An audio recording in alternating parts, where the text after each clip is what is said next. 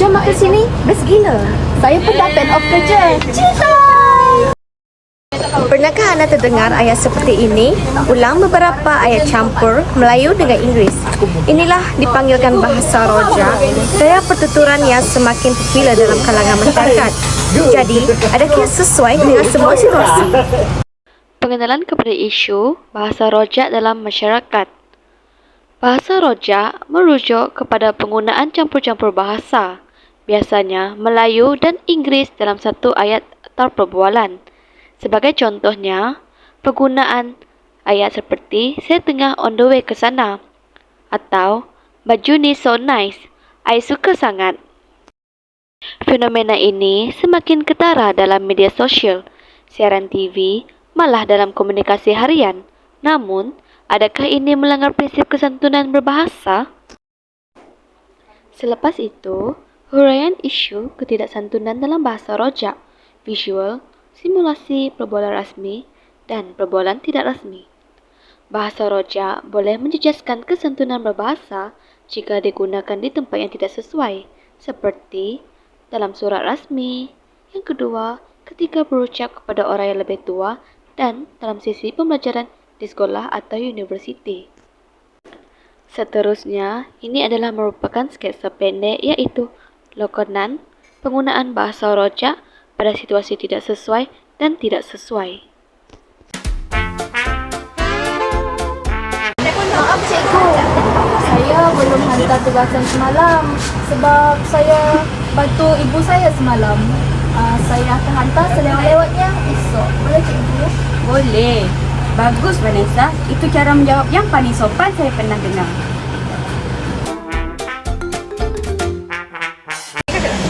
Baik, siapa boleh bentangkan tugasan minggu lepas?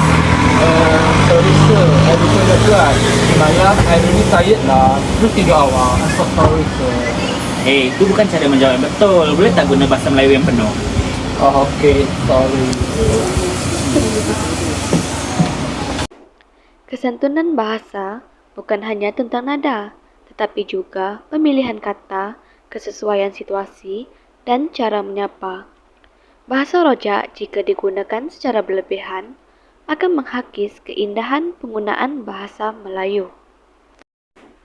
Antara kesan penggunaan bahasa rojak yang tidak terkawal, iaitu pertama sekali, kemerosotan penguasaan bahasa Melayu, kedua, kehilangan nilai kesantunan dalam komunikasi, yang ketiga, bahasa rasmi jadi kurang dihormati, yang keempat, keliru identiti bahasa anak muda.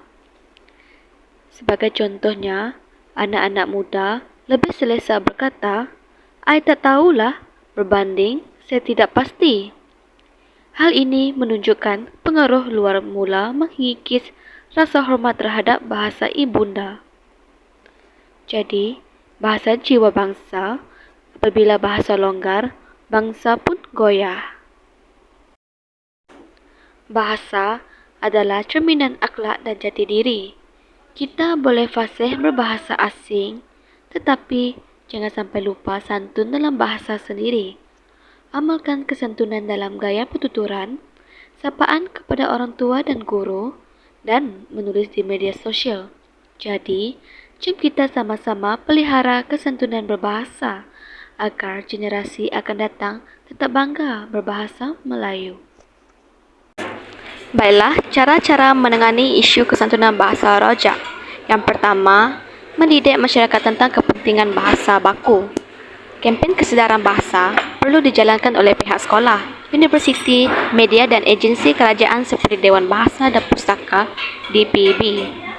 Sebagai contohnya, poster digital, video pendek dan infografik yang menekankan pentingnya menggunakan bahasa Melayu standard dalam urusan rasmi dan komunikasi harian. Cara yang kedua ialah menggalakkan penggunaan bahasa Melayu yang betul di sekolah dan institusi.